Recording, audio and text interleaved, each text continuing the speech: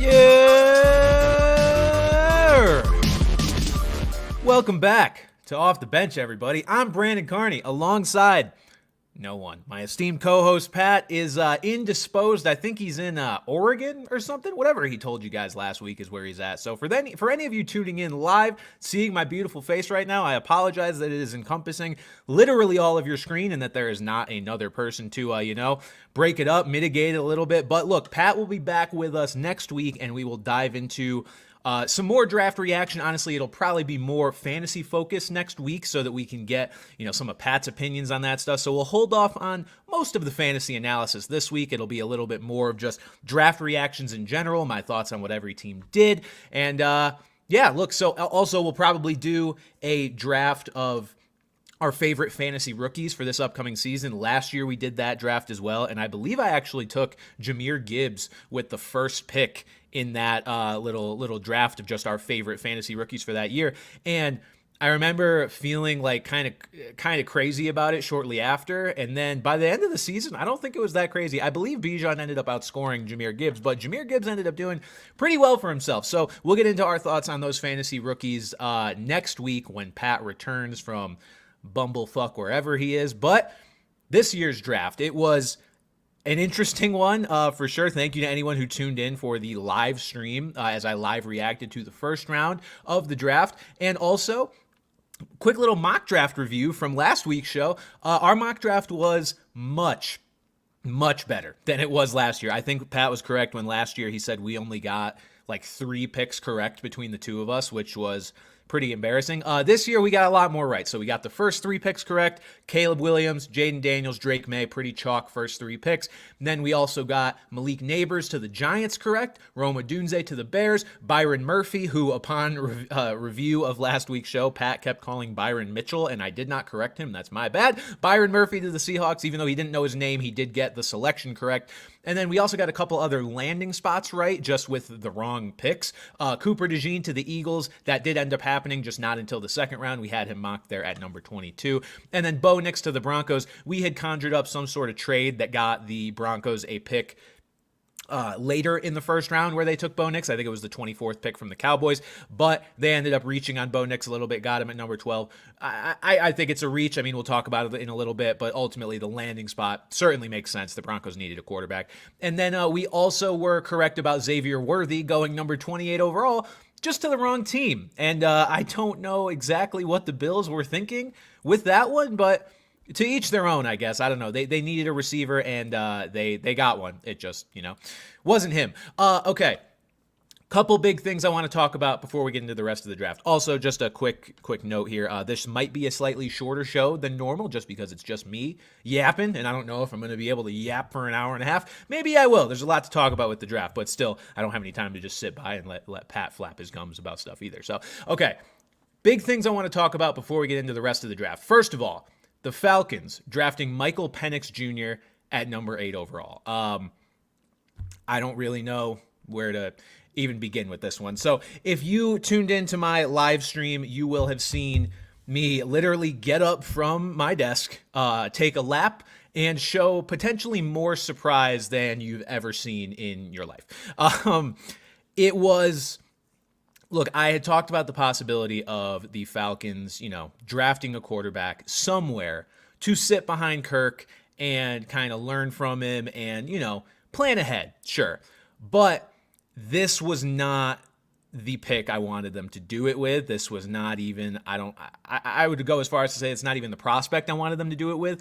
I like Michael Penix Jr. as a player more than I like, say, J.J. McCarthy, but J.J. McCarthy's a lot younger. So if you are going to make that kind of pick and take a quarterback in number 8, which is still a bad decision, but if you're going to do it, at least take someone younger who can feasibly sit for 2 or 3 years and not be approaching their age 26 or 27 season by the time they finally get a chance to start. Just didn't make any sense to me. And overall, I just think it shows a complete lack of direction and focus by the Atlanta Falcons. Like, this quote from general manager Terry Fontenot really drove me nuts. He said, "We do something else right there, and then we win for the next few seasons, and then Kirk decides to hang up the cleats, whenever that is. Then Michael Penix is somewhere playing at a really high level, and we're in quarterback purgatory. We don't have a quarterback."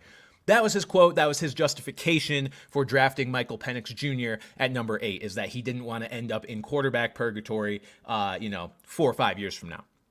To which I say, you need to worry about winning now. Like, to completely brush over a portion of the Falcons' next few seasons. What he said was, we win for the next few seasons, and then Kirk hangs up the cleats, and then we're in purgatory. No, you need to focus on that first part. Like, you don't just brush over that as if that's some kind of given, like that's some kind of, something you've already been doing is winning. Like, this is a team that has not won anything significant, literally in franchise history. It hasn't won its division in, I believe, 3 years. And he's just talking about like, oh, it's just a given that they're going to win for the next couple of years. And it's not. Like, not at least winning anything of note. Like, this team, with Kirk Cousins in the fold for the next 2, 3, 4 years, however long it is, the Falcons have a chance to be a Super Bowl team if they put the right pieces around him. Instead, they decided to be half in, half out of that commitment and say, we're also going to look ahead instead of maximizing this team that we have now. The Falcons were dead last in the NFL last season in pass rush win rate, and they passed up Dallas Turner and Leatu Latu, who were sitting there on the board, for a quarterback who will not factor into their plans until this era of their roster is over with. They're operating as if they are some kind of defending Super Bowl champion without any holes that they need to fill, any real major adjustments they have to make. They're operating as if they have the luxury to just look toward the future with that number 8 overall pick. They don't have that luxury, and now they've burned the number 8 overall pick, an incredibly high pick for a team that on paper is as talented as they are likely to be, and as successful as they're, hoping to be next season. And they didn't decide to draft a difference maker to really, put them over the top or get them to be an actual sort of favorite coming out of the NFC. It doesn't make any sense to me. I think it was a absolutely terrible decision. Like, it's just such a weird mismanagement of priorities. And it also got me thinking about, the Alex Smith, Patrick Mahomes situation. Because I'm trying to be objective and I'm trying to understand. And I remember that pick, right? The Chiefs were like a pretty good team with Alex Smith, and then they drafted Patrick Mahomes at number 10 overall. And nobody at the time understands it, because Patrick Mahomes is a project quarterback. That was a team in the Chiefs that was trying to compete as they were. So why are you not getting a piece to win now? So let's say, best case scenario, right? Michael Penix Jr. is the next elite quarterback in this league. And that's why they made the pick, because they just felt like they couldn't miss out on it.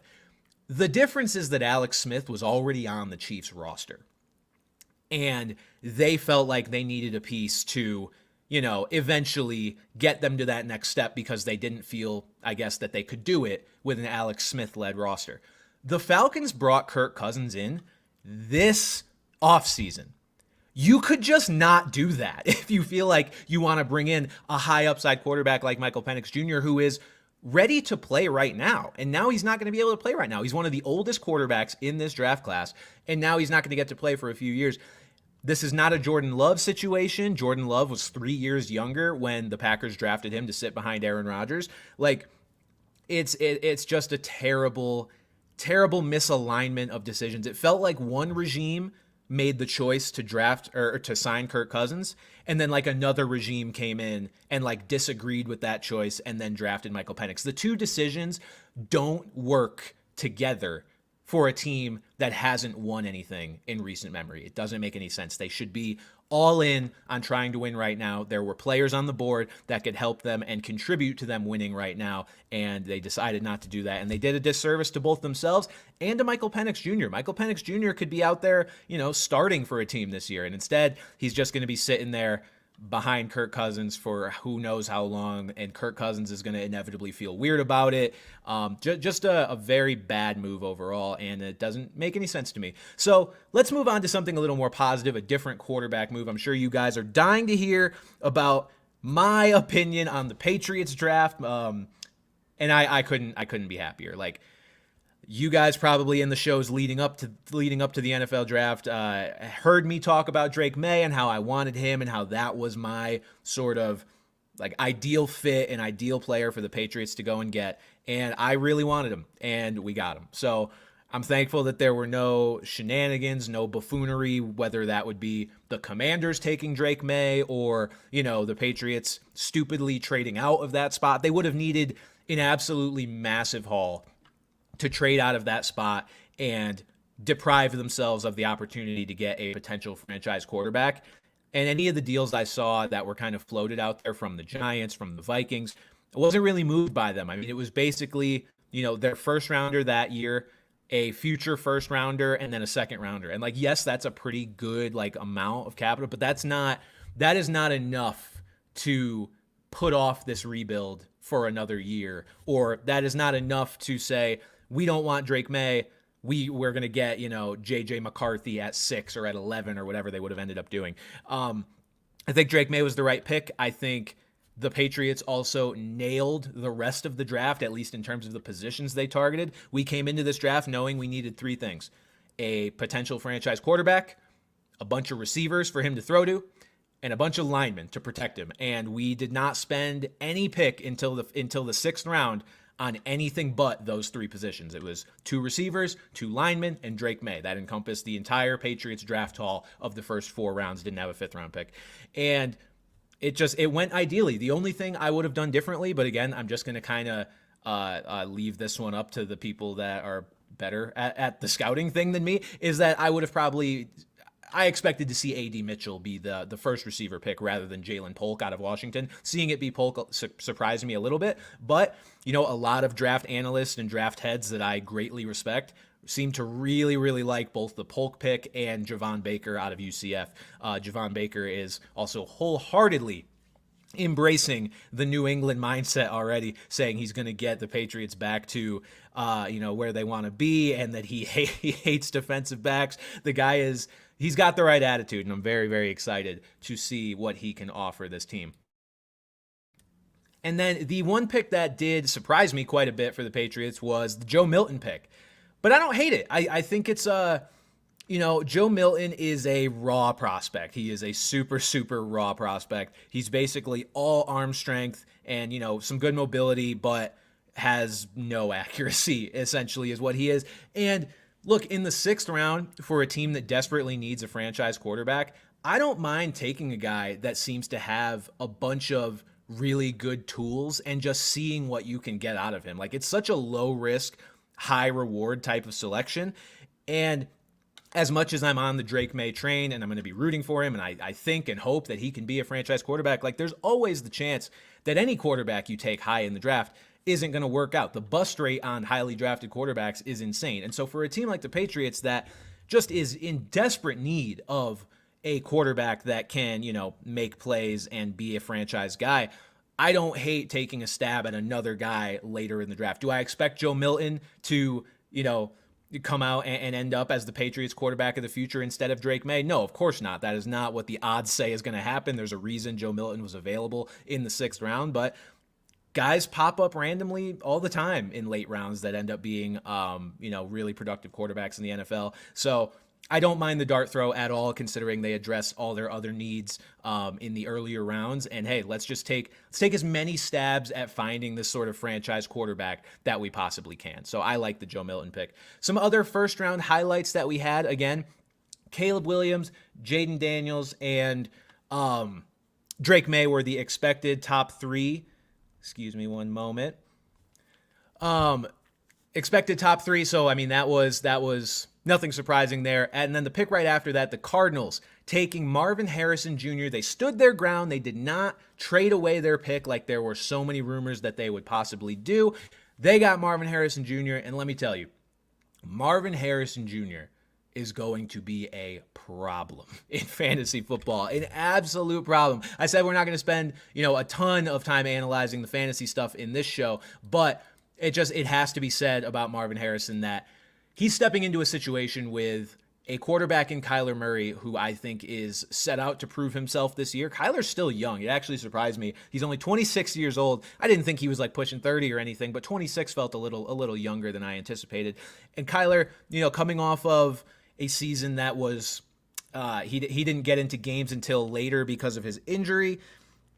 And I think he's going to try to get back to who he was. And now he's got a number one receiver basically stepping into that DeAndre Hopkins role. And the only real competition for targets is going to be Trey McBride, who I love Trey McBride as well. And I think there's going to be room there for, two pass catchers to be fantasy relevant. But otherwise, I'm not too worried about Michael Wilson eating into his production. I'm certainly not worried about Greg Dortch eating into his production. I think Wilson's going to be a nice complementary number two, but in general, Marvin Harrison stepping into a spot where he's going to be getting double-digit targets probably in most of their games. So this is going to be maybe one of the most instant impact rookie receivers we've seen in a while, and I'm glad the Cardinals stuck in their spot and got him, because I don't think there was many other situations out there that would have been as friendly for Marvin, at least, to produce this year. The Los Angeles Chargers, after that, did the funniest thing possible. I joked about it, in the last few weeks about them taking Joe Alt specifically instead of a receiver, which they obviously desperately needed. And I guess it's on me for not doing enough sort of research and poking around and seeing what the Chargers were expected to do, because it seemed like no one was really surprised by the Joe Alt pick. And from a prospect perspective, that makes sense. Joe Alt is a great player, arguably the most can't-miss prospect in this draft. I mean, just from the name Joe Alt, the guy sounds like he's going to be an all-pro for the next 15 years. I think it's just because his name reminds me of Joe Thomas, and he's a big O-lineman. But still, it's a good pick, and they're solidifying a part of the team that obviously Jim Harbaugh is very much prioritizing. So it makes sense, but it's still pretty funny because the Chargers need receivers pretty badly. Losing Keenan Allen and Mike Williams this offseason left them with just Quentin Johnston and Josh Palmer at wide receiver, and then Will Dissly and Hayden Hurst at tight end. So it was okay, we're going to mock them to get, Malik Neighbors or Brock Bowers or somebody to be that 1A target for Justin Herbert. And they didn't get that. They took Joe Alt. Lucky for them, though, they did get Ladd McConkey in the second round. I think they were going to take a receiver with that pick regardless after they passed up on one in the first. I mean, there's a certain point where even Jim Harbaugh has to accept that O-line is not the literal only position he can focus on, and the run game isn't the only part of the game that they can focus on. So they were going to take a receiver there, but I think they lucked out with a guy of Ladd McConkey's stature, not literal stature, but his profile to be there. I think there was a chance that there were some much just higher risk, maybe lower percentage hit rate receivers on the board there, and they would have had to choose from one of those guys. But instead they got Ladd McConkey, who is going to be, I think, right out the gate, Justin Herbert's favorite target. And he is going to be one that it's going to be tough to not overrank in fantasy football as well, because you look at just his route running and the way he approaches the game. Who's he competing with? Unless Quentin Johnston, I do think will take some level of step forward this year, but he had such a brutal rookie season. Josh Palmer is just the definition of a jag, just another guy. He's just kind of there doing his thing as the wide receiver 3. Ladd McConkey has every opportunity to step in there and be their clear number one guy. And that's tempting from a fantasy perspective when you can see how big the role could be, but that the guy was only spent second round draft capital was spent on him, because that is a factor as well generally when you're looking at how much teams like a guy. But I think Ladd is going to be very, very, very interesting in fantasy football this year, and I think is heading for a very productive rookie season. Now, the guy that I mocked to the Chargers in some different mocks, I think in our mock, we actually had Marvin Harrison going to the Chargers because we had the 4 straight QBs off the board with a trade mixed in with the Cardinals. But Malik Neighbors, rest in peace, my brother. I am so sorry. Malik Neighbors has been cursed with having to go play with Daniel Jones and the New York Giants. Silver lining here is that it is a similar outlook as Marvin Harrison, strictly in the sense that he's going to be stepping into all the targets he can handle. Darren Waller is in fact retiring, and the only receivers that Malik Neighbors is going to be competing with in New York are the guys that have just been there and kind of clogged things up forever. Darius Slayton, Wan'Dale Robinson, whatever's left of Sterling Shepard if he's still there. Malik Neighbors is going to probably be the primary target right out of the gate, but The question is, what value does that have when it's Daniel Jones throwing you the ball? We saw that in the first couple weeks of last season when both DJ and Darren Waller were healthy. We had heard all training camp and all preseason that Waller was about to have a huge year because he was the only guy in the Giants, and he and Daniel Jones had this great connection, and then it just fell flat before DJ got hurt.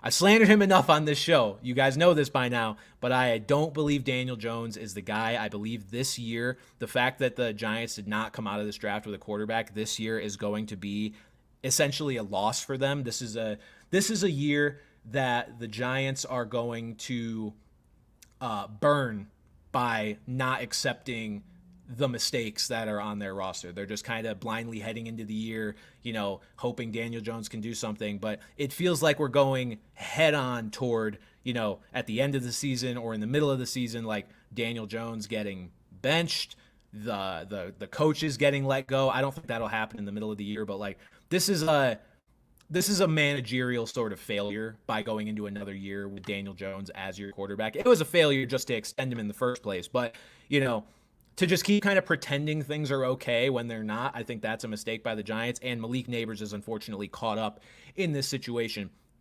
If and when you can help it, from, again, approaching this from a fantasy perspective, drafting players that are on good teams or at least ascending teams is optimal. I think we get caught up sometimes in thinking, I'm going to draft this guy who's going to have a ton of volume on a bad team just because they're going to have garbage time and, he's the only guy. Someone has to score. No, they don't. The team can just go 3 and out every drive. That happens a lot for really bad teams, and I think that's going to happen a lot for the New York Giants. Malik Neighbors has so much talent, but I don't think he's really going to get to showcase it until the Giants bring in a new quarterback next year, whoever that may be. Maybe they get in on the Dak Prescott sweepstakes. Who knows? Although I think the Cowboys would sooner die than give Dak to a division rival. I mean, I guess if they're moving on from him, then maybe they don't like him. But we'll see how that goes. Not having Dak get an extension yet is a little bit weird vibes as well. All right, continuing down the first round, J.C. Latham pick makes a ton of sense for the Titans. Pat and I mocked Joe Alt to the Titans, projecting that he would be available at 7, but he wasn't. So the Titans went with a different tackle. And again, it just continues on their path of trying to, for some reason, compete with Will Levis as their quarterback. And maybe I'll eat this one. Maybe I'll be totally wrong. It just surprised me again that they have gone so all in with the kind of the Levis regime, so to speak. But with all the free agent moves that they've made and the trade for L'Jarius Sneed, they are clearly trying to make some kind of playoff push here and maybe even try to take the AFC South title away from the Texans at this point. I mean, this is going to be a hell of a division race. I'll say that because the Titans have decided that they are taking it very seriously. Then you've got the Texans, who seem to be the prohibitive favorite to win not only the division, but, maybe meet the Chiefs in the AFC Championship game.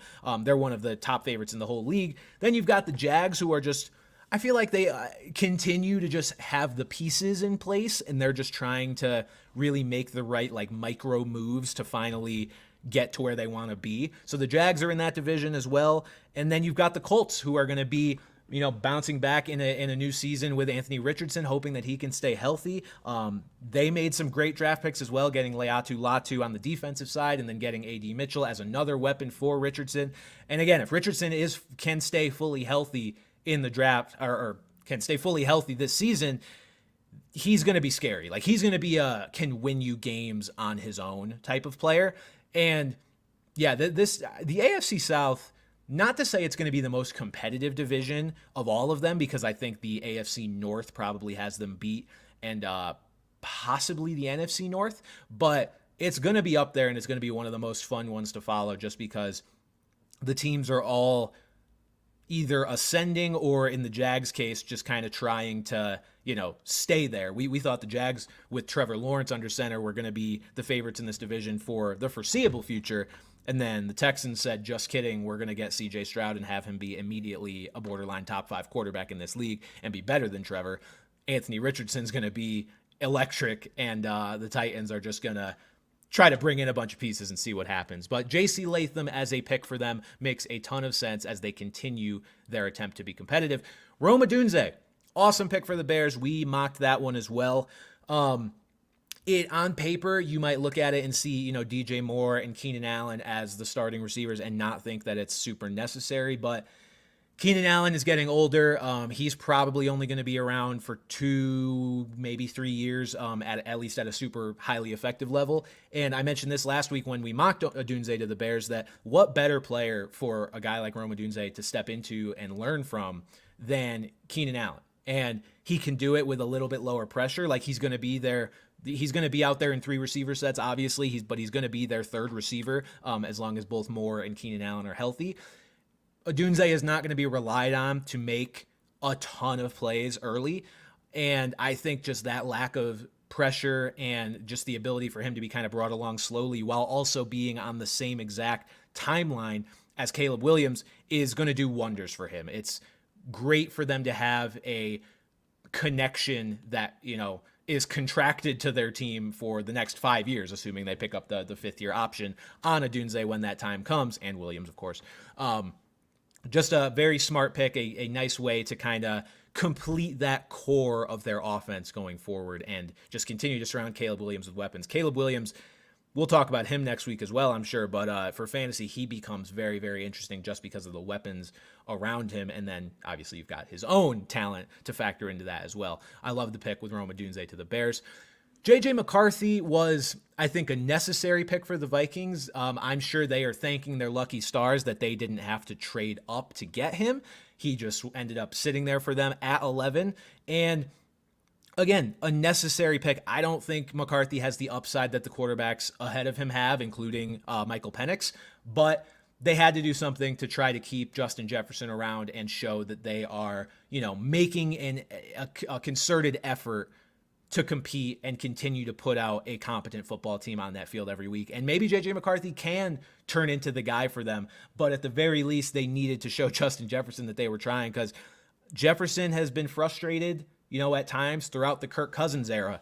I can't imagine how frustrated he would have been in a full season with Sam Darnold, where the Vikings, if they didn't draft a quarterback, like where they didn't even show that they were trying to get a better player than Sam Darnold. So I think JJ was absolutely a necessary pick for the Vikings. Now, the Bo Nix pick was a reach. I made a video about it. It was a reach, but I suppose maybe, possibly, I could be convinced that it was necessary, because I don't think anybody really had mocked, Bo Nix being the best quarterback available at number 12. We can all thank the Falcons for that. I think we expected Caleb, Jaden Daniels, Drake May, and J.J. McCarthy to all be gone by the Broncos pick at 12, but we also expected Penix to be there along with Bo Nix, which I think would have pushed Nix a little further down the board.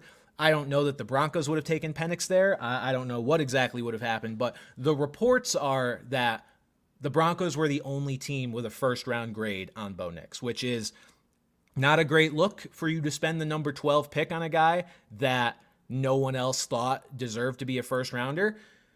But if you look at the Broncos, you have to wonder, would the Raiders, even though they didn't have a first-round grade on Bo Nix, would they have spent the pick right after the Broncos at number 13 and taken Bo Nix for themselves, knowing they needed a quarterback? Now, if they just don't think Bo Nix is that guy, again, maybe the grade thing is true and they didn't have a first-round grade on him, and the Raiders could have said, hey, we don't think he's that good. It's not worth wasting number 13 on. We're just going to go into next year with Gardner Minshew and Aiden McConnell and figure out the quarterback after the fact. I think that is a possibility, but I understand the Broncos maybe getting some cold feet, not wanting to trade behind a division rival that also needed a quarterback. It was just kind of a game of chicken that the Broncos ended up losing. And if Bo Nix doesn't work out, it's going to look like a massive reach. And I think overall there was a way to kind of maximize that draft capital if they could have found a trade to just go back a few spots and get some assets and just hope the Raiders don't take Bo Nix. And if they do, oh well. Like, if nobody else in the NFL other than maybe the Raiders on top of the Broncos thought that Bo Nix was worth a first rounder, then that kind of tells you you're not missing out on much. And I suspect that Bo Nix's career in the NFL just might play out in a way that shows he was not worth the number 12 overall pick. So wasn't a huge fan of that one, even though there was a positional need. Brock Bowers to the Raiders. This one surprised me and makes me a little bit sad for fantasy football. There were so many other great landing spots Brock Bowers could have gone to that would have been so much more optimal for fantasy football. Obviously, you've got the Jets. I felt like he was almost earmarked to go to the Jets at number 10. And then you've got the Chargers, which as the process went on, the likelihood became less and less for Brock Bowers to go quite as high as number 5 where the Chargers were sitting.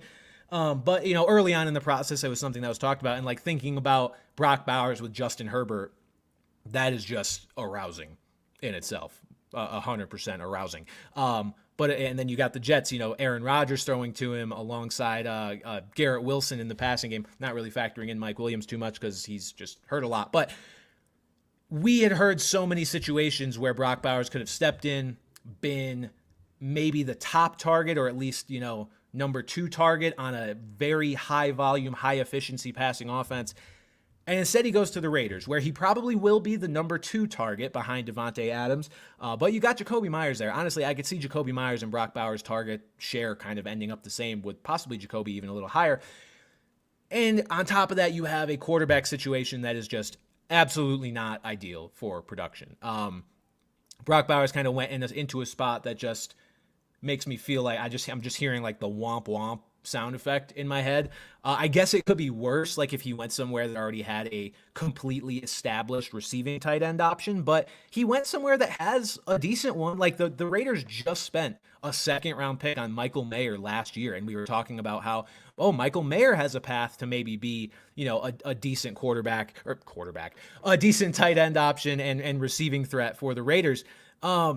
And then now this just kind of muddies up both of their outlooks. Like they're both going to be on the field a lot, but it makes it so much harder to try to project one guy to have like a super, super meaningful role, that at least one that excites you in fantasy football, this season. I expected the Raiders to take possibly a quarterback there or a lineman. I did not think Brock Bowers was really on the menu for them, but it was. And I know our boy Pat, we'll get his thoughts on it next week, but I saw his tweet about it, and he is very excited, which understandably so. I mean, Brock Bowers is an incredible player, and anytime you can just kind of stack up talent on your team, you are excited to see that as a fan, because the Raiders have so many other issues they need to fill, and just kind of getting, maybe best player available, not a terrible move from a real-life perspective. Then we've got Brian Thomas Jr. to the Jags. The Gabe Davis era is over before it even begins. This is just funny to me. I mean, I know that Gabe Davis is still going to be there and be on the field and catch touchdowns every once in a while, whatever. But for the Jags to have, Christian Kirk, Evan Engram, they let Calvin Ridley go. Gabe Davis goes somewhere that maybe he'll have a slightly more consistent role. And then Brian Thomas Jr. steps in. And I think he's just going to immediately be a better player than Gabe Davis. At the very least, he's going to render Gabe Davis completely useless in fantasy football. And I know that Brian Thomas Jr. getting drafted there actually led to the Jags cutting Zay Jones. So that is like the actual one-for-one replacement in terms of like role on the team. But Brian Thomas Jr. is going to eat into Gabe Davis's production like crazy. And Gabe Davis was already kind of a minimal and sporadic producer as it was. So I think this pick and this landing spot is very funny for my Gabe Davis kind of, hater agenda. So I'm not upset about it at all. Xavier Worthy to the Chiefs. God damn it. Bills. What are we doing? Now, I know that receivers that are just purely predicated on speed, they haven't worked out in the past, but I think Xavier Worthy has a little bit more to him than just speed, and to allow the Kansas City Chiefs, of all teams, to trade up with you and get Xavier Worthy, it's just wild to me. I guess the Bills must have liked Keon Coleman better than Xavier Worthy, but I just shudder to think of what the Chiefs offense is going to look like now with the biggest speedster in this draft now stretching the field for them.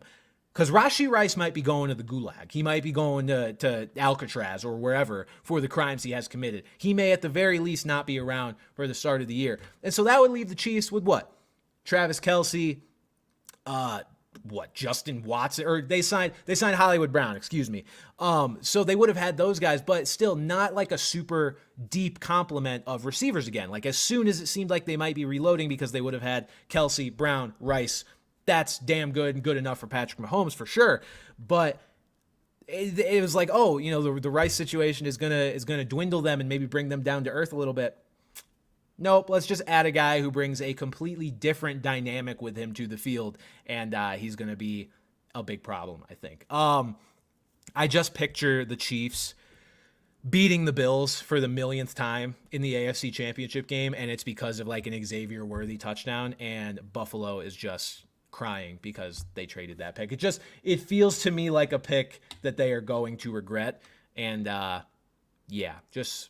just a weird one. Weird one overall. I did not expect to see the Bills trade out. And at the very least, I didn't expect them to trade out with the Chiefs. Now, that'll do it for a little mini recap of the first round. But here are my favorite picks for the other rounds. First of all, Roman Wilson to the Steelers in round 3. Any receiver that the Steelers take in the second or third round has my attention. I made a video on it and I referenced it a couple days ago that the Steelers have a terrifying track record of drafting good receivers in the second and third round over the last 15 years. You've got Mike Wallace, Emmanuel Sanders, Antonio Brown was a 6th rounder. You've got, who am I going to forget here? George Pickens was recently a 6th rounder. Martavis Bryant and Chase Claypool were both, mid-round picks, and they were both really good for a short stretch until they kind of fizzled out. The Steelers are just so good at identifying receiver talent. Oh, Deontay Johnson was the one I forgot. They're so good at identifying receiver talent in those mid-rounds that the fact they decided to go get Roman Wilson tells me Roman Wilson might be the receiver steal of the draft, might be kind of the dark horse, hidden talent at that position, and could outproduce a lot of receivers drafted ahead of him, both this year and throughout the course of his career. Now, this will be a different outlook if the Steelers end up trading for a Brandon Ayuk, if that kind of thing happens. They've been rumored to be in those discussions, but if they don't, and we head into this year with, I believe Roman Wilson is heading for a potential starting job, correct? Let me double check here with the Steelers depth chart. Obviously, Pickens is their one, but after they traded Deontay Johnson, there's nobody here really. Van Jefferson, Calvin Austin are currently their number 2 and number 3 receivers, so I don't think that's really insurmountable competition for Roman Wilson. So I'm definitely very interested in him. Braylon Trice to the Falcons in round 3. I love that move. Again, talked about how the Falcons had one of the least intimidating pass rushes in the game last season. Braylon Trice is and was a game wrecker for Washington, and I like that they picked him up in round 3. It kind of mitigated the mistake with Penix a little bit, and I guess the Falcons just really like the University of Washington. So I'm curious to see if Braylon Trice can, put up some numbers that maybe are more reminiscent of a first-round draft pick, and then the Falcons didn't completely waste theirs. If they can find first-round value in a later round, then that'll make up for basically throwing their first-round pick away with Michael Penix. Spencer Rattler to the Saints in round 5. Love that pick. I'm actually in a group chat with one of my close friends is a Saints fan. And 30 minutes before that pick, he was like, I'd really like to see the Saints pick up Rattler. I was like, you know what? That's a really good idea because Derek Carr is just kind of a bum. You need some level of optimism in that building right now, at least for the fans' sake. And I think getting Spencer Rattler creates that, because if Derek Carr just comes out next year and starts midding it up, starts stinking it up again to open the season, you've at least got a guy that you're like, maybe we start to think about, throwing Spencer Rattler in there and seeing if we can extract some of that former first-round hype that Spencer Rattler used to have earlier in his college career. So I love that dart throw by the Saints. I think they are kind of the perfect team to make that move. That look, they're locked up in cap hell. They have one of the most overall, bleak outlooks as far as the immediate future is concerned because they're in cap hell and don't have a ton of talent on the roster right now. Getting Spencer Rattler creates just that right amount of optimism that I think will keep fans at least engaged. And then, if and when he does end up in the starting lineup, the Saints suddenly become an interesting story versus just having to play out, 17 games of Derek Carr, because I don't. If that happens, and I guess it might, if that happens, the fan base is just gonna be big sad. And then the last one I wanted to highlight here is Ainias Smith to the Eagles in round 5. You guys may recall this time last year, I would mention here and there about Devon Achane out of Texas A&M, because my girlfriend, who is a Texas A&M alum, has subjected me to some Texas A&M football over the past couple seasons. Football games that I would not have watched otherwise, and sometimes there are just guys that catch your eye. Devon Achane was that guy to me, a couple years ago, where I was just like, man, there's no way, forget the size, I don't care. There's no way this guy can't be a productive NFL player. And look, if he goes into a different situation, like a team that's not the Dolphins and not as proactive as a guy like Mike McDaniel is to try to leverage the talent on his team, maybe Achane would have never gotten a shot. But now that he's gotten the shot, I've been vindicated with that take that Devon Achane can be a super productive NFL player. I still never envisioned those heights that he reached last year while he was healthy, but still very, very good NFL player. And I kind of knew something was good with him. I knew he had a little something special. Ainias Smith feels similar to me in that, look, he's a very undersized receiver. He's 5'10", and he's not going to ever be a volume NFL receiver, I don't think. It's not going to be like Achane has a chance to be the Dolphins' RB1. Ainias Smith is never going to be that, but Ainias Smith is absolutely a name you need to know, because you're going to hear it on NFL Red Zone, and I promise you that. He went to the Eagles. The Eagles are, I think, a smart enough franchise to use him in ways that will leverage his skills, and with the rules now coming into effect this year that will encourage more kickoff returns, Ainias Smith, I feel like, could be their kick returner, and if he is, he's going to house a couple this year. I have no doubt in my mind. His vision and fundamentals and acceleration, he's just been, Texas A&M has struggled a bit over these past few seasons, but Ainias Smith, when healthy, was just always the rock. Like, when you tuned in to an A&M game, he was the guy that was kind of the centerpiece, the focal point of their offense. Whenever they needed something, it was going to Ainias Smith, and he pretty much always delivered. That type of player, I think, is just an absolute slam dunk as a depth receiver for the Eagles in round 5. And if he is ever, propelled into a bigger role due to injury, yes, he's undersized, but I think there's just so many fun ways you can use a player that's that talented. I expect to hear his name a lot in the NFL throughout the course of his career. So those are kind of the highlight picks of both the first round and then, a couple in the later rounds. These are my overall draft winners and losers. We will start with the winners first. I am going to say the Patriots were winners in this draft, strictly because the ability to draft Drake May at number 3. I remember I was at the Patriots-Broncos game this past season where the Patriots inexplicably decided to win. I know the Broncos were terrible too, but the Patriots won that game at the end of the season, and I was like, this is going to take us out of Drake May contention, and I'm very sad. And it didn't. The Patriots got Drake May, who I believe is the second best quarterback prospect in this class. So getting him at number 3 is huge. Getting that potential franchise quarterback is huge. And again, just being able to identify players at positions of need that you really like and that complement each other is huge. So the Patriots start the post-Belichick era basically as good as they possibly can, in my opinion, addressing all those positions of need. It's going to be a slow build. I don't expect the Patriots to actually pull a Houston Texans and be like borderline playoff team this year and have everything work out that well, but they are setting themselves up for long-term success, and I think really just nailed the draft this year in what was this was a draft they needed to nail to really set themselves up for the future, and I think they did that. The Philadelphia Eagles are the next one. The fact that they managed to come out of this draft with both Quinyon Mitchell and Cooper DeJean is a massive, massive haul for them. I figured they would get one of those guys. The fact they ended up getting 2 and basically shoring up the biggest liability they had on their roster, which was that secondary, is massive for them.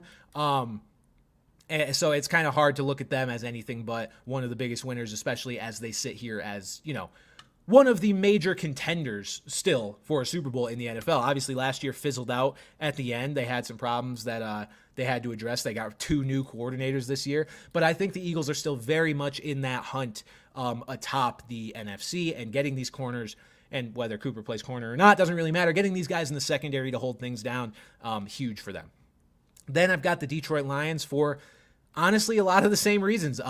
They were a pass funnel last year for as good as they were and exceeding expectations and making the NFC Championship game where they narrowly lost to the 49ers.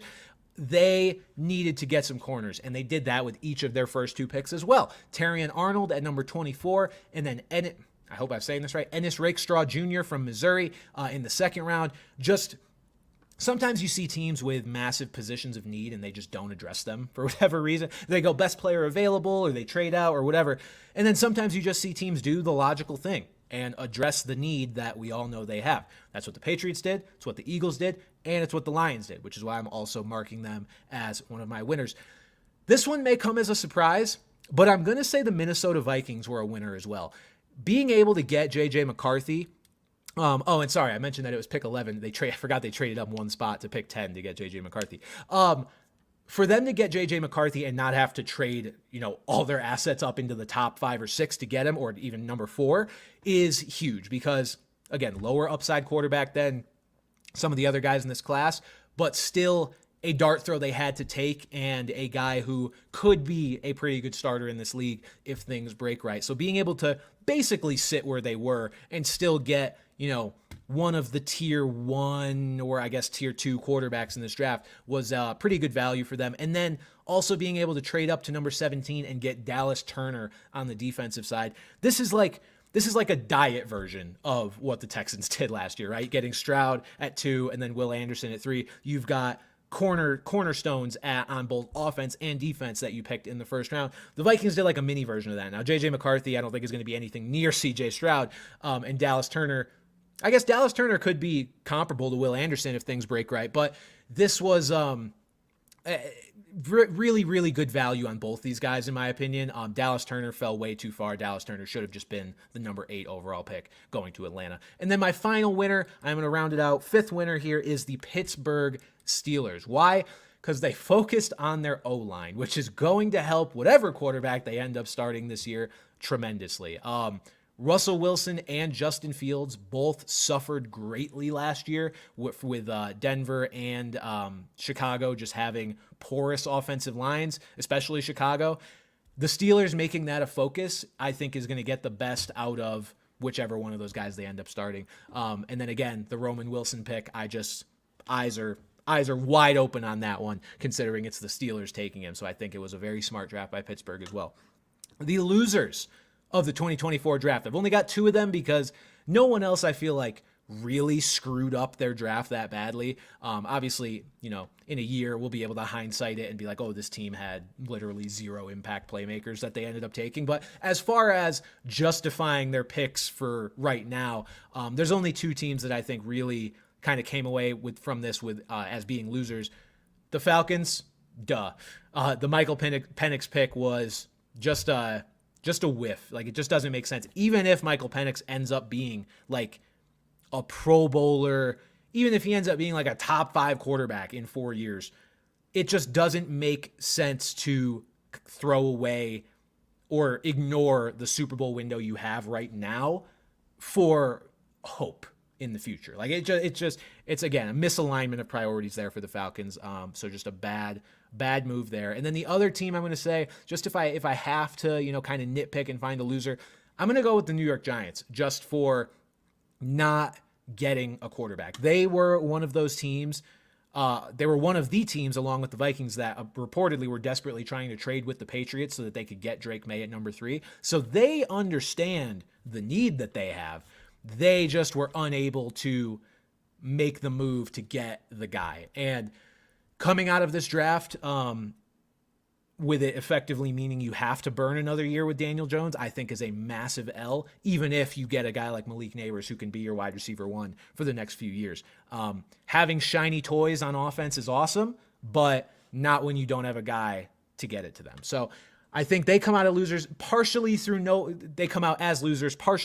fault of their own, because at the end of the day, if the Patriots don't want to trade you, they don't want to trade with you. I think I would also be calling them losers if they traded, 4 first-round picks to just make the Pats an offer they couldn't refuse. But it's still just hard to look at the Giants draft and think that this upcoming season is going to be anything but, a pretty big waste of time, if I'm being honest. All right, that'll do it for my initial draft reactions here. Real quick, we do have one piece of news. Ezekiel Elliott signs with the Cowboys. So the Cowboys, notably in the draft, did not take a running back, and I think that was surprising to a lot of people. Had a lot of folks mocking Texas's Jonathan Brooks to the Cowboys in the second round. That did not end up happening. Jonathan Brooks finds himself with the Panthers, and we will again discuss his fantasy value and the Panthers backfield next week when our boy Pat returns. But for now, the Cowboys not drafting a running back anywhere in the 7 rounds was even more surprising than them not taking Jonathan Brooks, because now their backfield is just kind of a mishmash of dudes who are like decent. So I think Zeke immediately becomes their best running back again. Then he's there with, the younger Rico Dowdle, and then Royce Freeman, who they just brought in. Freeman actually had some okay games for the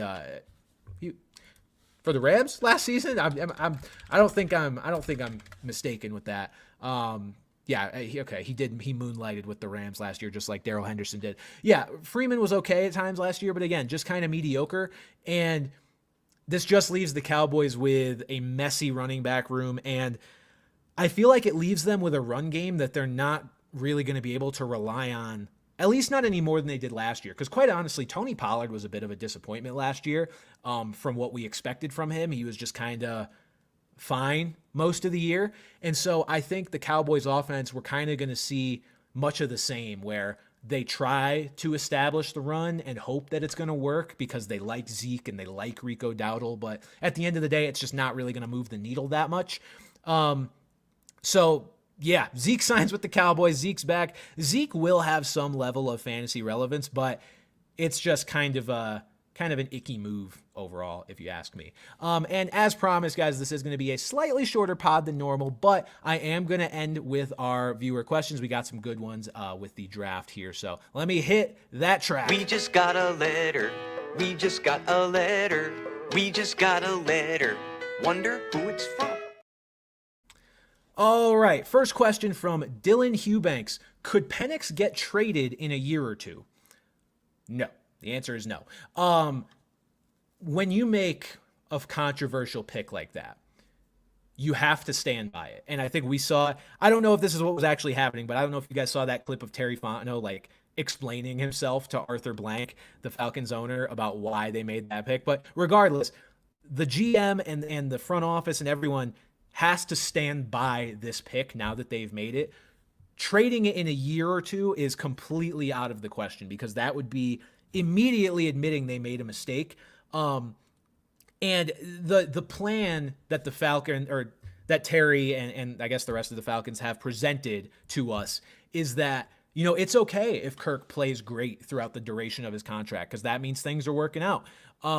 If they're okay with that, and they're telling us they would be okay with that, and obviously signing Kirk to a $180 million deal, I would hope means that they're okay with him playing well, means that they don't have any logical reason to trade Michael Penix, because to them, it would just be things are going according to plan if he continues to sit on their bench. That's, I guess, what they want to do with him. So, no, there's no way they trade him unless a team came to them and offered some crazy deal, which they're not going to do for a guy who hasn't played a snap in the NFL and who is not likely to play many snaps in the NFL in the next year or two. So no, they will not trade Michael Penix in a year or two.